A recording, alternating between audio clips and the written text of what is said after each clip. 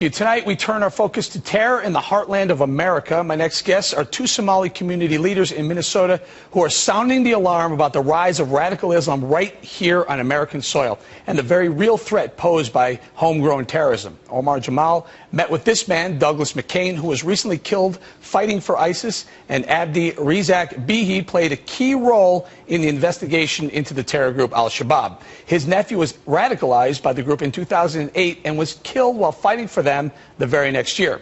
Joining me now are the American Friends of Somalia CEO Omar Jamal, and from the Somali Education and Social Advocacy Center, Abdi Rizak Bihi. Let me start with you, Mr. Bihi. You seem to you have a tie to this. Your nephew was killed after being radicalized here. What is every parent right now is watching in America saying, what is going on? How are they radicalizing young American men? Well, thank you for having me on the show. Believe me, that is the million-dollar question.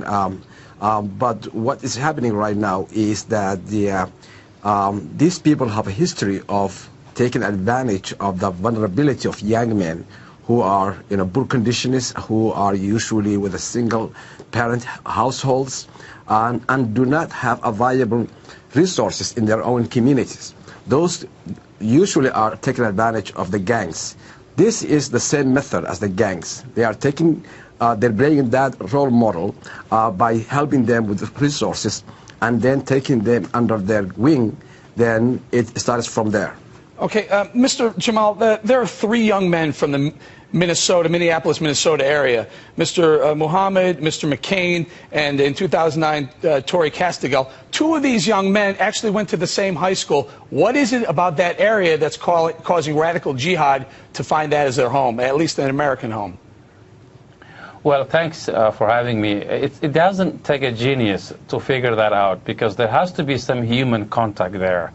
People always say that there's going to be a social media outlet, tweeting, Facebooking, but this is not going to be able to happen without having a cell or human person on the ground engaging these kids. And we have two issues we've been talking about for so long, that the U.S. government, public relations, has completely failed to counter this propaganda machine by ISIS and any other terror organizations. And let's not forget, this is not only in Iraq and Syria. You have a Libyan issue going on, Somalia, Nigeria, you name it. However, what's lacking here is a clear strategic policy to counter this terrorism. And also at the same time, what we have is the silence of the Muslim leaders to disavow the ISIS genocide, to come out, to speak in one voice as a Muslim community in this country, and to say this is it,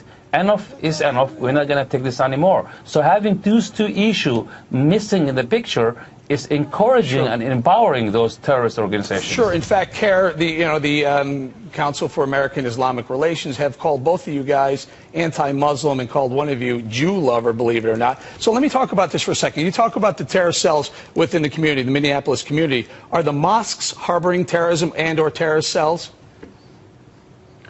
Well, it's very difficult to pinpoint the specific building, but what I'm saying is it defies logic. How this is happening under the noise of the law enforcement agents? What's going on here? As we speak right now, young kids probably at the airport somewhere in this country going to join ISIS. What happened? Well, so let me bring it to Mr. Bihi. Is it all about that because there's lack of opportunity in the area, so they're vulnerable and they're picked up, these young kids who are being converted to radical Islam? Is that it, or is it something more insidious that it's actually going on, and our federal government and our local police departments are afraid to go into the mosques, are afraid to be politically incorrect, and look like they're profiling your community? Well, as a matter of fact, we do not want them to profile the community, and they are not politically correct. But why not? Why not? Because it is only the Muslims that are being radicalized, and they're young men in specifically that area. Wouldn't that be a good type of profile, an acceptable form of profiling? Well, we either also we don't want them to be politically correct because that's dangerous too. But what we want them, and I really tell you, we commend the local law enforcement here. As a matter of fact, we have cabs for bike cabs for kids that are really doing a tremendous outreach to the community. But what is needed is that we should look out for the doctrine of these jihadists they are using to engage young people.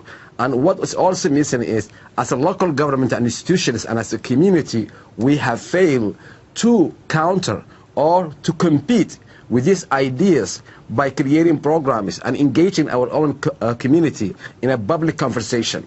Guys, I love that you're bringing this information to our viewers, and it's very, very important, but it goes beyond recognizing doctrine. We know what the doctrine is. They hate Western civilization. They want Sharia. We heard Sean speak to an imam last night talking about bringing Sharia to a neighborhood near you. It's not about the doctrine, guys. It's about finding these people while they're radicalizing. My question is, the NSA, the federal government, seems to know everything that's going on. How did they miss this? Would you agree to more surveillance and more, and I'm going to use the term again, more profiling to save American lives, save lives of these children? Well, the question is, if the federal government knows what's going on, how come they're not doing anything about it? Because they're afraid that it look like they're profiling. And for me, this is one of those occasions where I think it's time to profile. Americans are good. How long, let me ask you this. How long before one of these radicalized jihadis go away, learn more of the trade, and come back and do something here in America? How long before that happens? Let me start with you, Mr. Jamal. They don't even have to come back. Why bother going and buying a ticket? Why not do it here instead of going over there?